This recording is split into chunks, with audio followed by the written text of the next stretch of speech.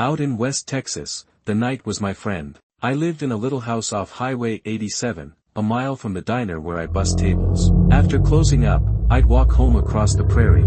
No sidewalks, just dirt and scrub brush under a sky full of stars. The wind hummed low, carrying the smell of dust and mesquite. It was my time to unwind, until that dry October night. It was 11:45 p.m. when I locked the diner door. My shift had run late, and my legs were sore, but the cool air felt good. I stuffed my hands in my jeans pockets and started across the stretch, boots kicking up little clouds of dirt. About a quarter mile in, where the land dips into a shallow gully, I heard it, a whistle, sharp and quick, like a bird call gone wrong. I stopped, head cocked. The wind was still, no birds out this late. I shrugged and kept going. Then it came again, longer this time, from somewhere behind me. My skin prickled. I turned, squinting into the dark. The prairie was flat and empty, just shadows of bushes and the faint glow of the diner fading behind me. Anybody there? I called, voice cracking a little. Nothing answered. I walked faster, the whistle echoing in my head. Footsteps crunched. Not mine, someone else's, heavy and close, keeping pace. I spun around, nothing but darkness. My heart thumped hard. I pulled my pocket knife out, flipped it open, and held it low. Show yourself.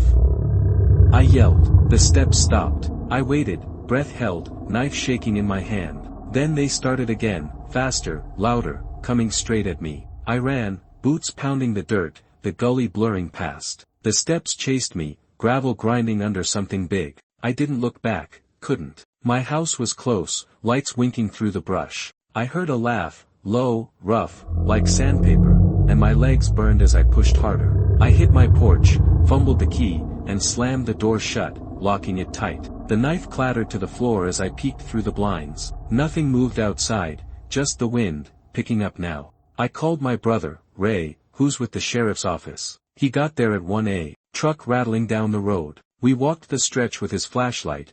No tracks, no sign, the dirt too hard to hold prints. But by the gully, he found a cigarette lighter, scratched up and worn, half buried in the dust. Could have been a drifter, he said, jaw tight. Or some punk. You're lucky you made it home. Lucky didn't fit. I don't walk that stretch anymore. Ray drives me now. But the prairie's quiet feels wrong. Every gust of wind carries that whistle, every shadow feels alive. 2 nights ago, I heard it, crunch crunch, slow and steady, right outside my window. I didn't look out. I keep the knife under my pillow now, listening to the dark. The plains don't let go easy.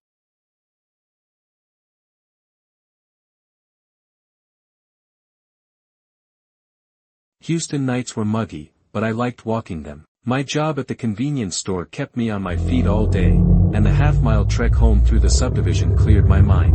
Streetlights buzzed over cookie-cutter houses, cicadas droned in the oaks, and the air smelled like wet grass and car exhaust. It was predictable, until that sticky June night. I clocked out. My sneakers slapped the sidewalk as I cut through the neighborhood, past rows of dark windows. Near the cul-de-sac where the street dead ends into a wooded lot, I heard it, a rustle, loud and sharp, from the trees. I stopped, peering into the shadows. Probably a raccoon, I thought. I kept walking, humming to shake the chill. Then came the growl. Not an animal, low, human, like someone clearing their throat real slow. I froze, skin crawling. Who's there?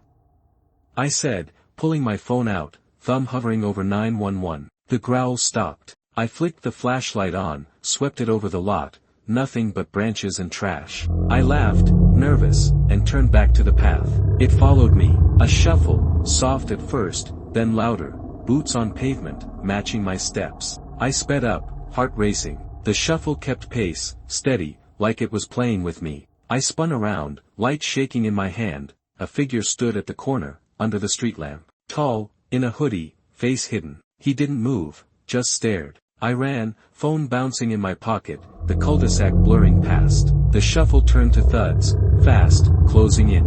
I heard breathing, ragged and close, and my chest tightened. I cut through a yard, hopped a fence, and didn't stop till I hit my apartment, slamming the door and locking it. I peeked out, no one, just the hum of the AC and my own gasps. I called the cops. They rolled up at 2 lights flashing. They checked the lot, no footprints, just mud and leaves. But by the fence, they found a glove, black, leather, with a nail stuck in the palm.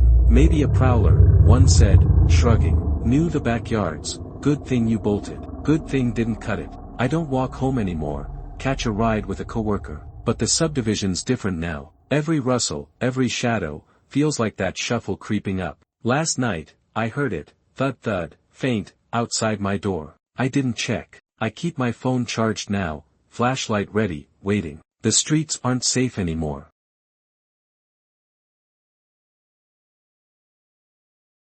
Galveston's coast was my backyard, and I loved walking it late. After tending bar downtown, I'd head home along the Marsh Trail, a mile of boardwalk and reeds between the beach and my rental. The Gulf breeze smelled like salt and fish, and the waves hissed soft under the moon. It was my unwind, until that humid July night. It was 1 when I left the bar. My flip-flops smacked the wood as I started down the trail, the air thick and warm. The marsh was alive, frogs croaking, water lapping, but quiet enough to hear my thoughts. Halfway, where the path curves past a clump of cattails, I heard it, a splash, big and sudden, like something heavy hit the water. I stopped, looking out. Fish, I muttered, brushing it off. Then it splashed again, closer, deliberate. My neck tingled. I pulled my bar keychain out, sharp bottle opener on it, and kept walking, eyes on the reeds. The splash turned to sloshing, wet steps, slow and steady, coming from the marsh. Hello.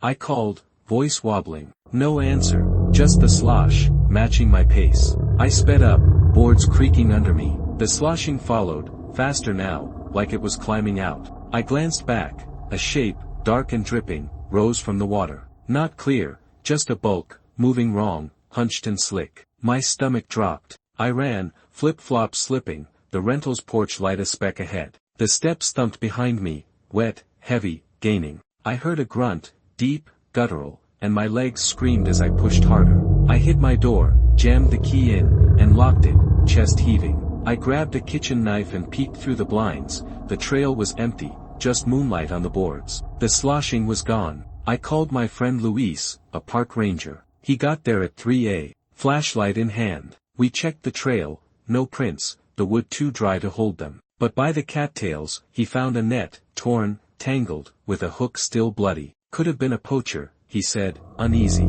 Or something else. Lucky you didn't stop. I called my friend Luis, a park ranger. He got there at 3 a.m., flashlight in hand. We checked the trail, no prints, the wood too dry to hold them. But by the cattails, he found a net, torn, tangled, with a hook still bloody. Could have been a poacher, he said, uneasy. Or something else. Lucky you didn't stop. Lucky didn't feel true. I don't walk the trail anymore, stick to the road, headlights over waves. But the marsh stays with me. Every splash, every shadow, echoes that slosh. Last night, I heard it, wet thumps, slow, outside my wall. I didn't look. I keep the knife close now, listening to the night. The Gulf's got secrets I don't want.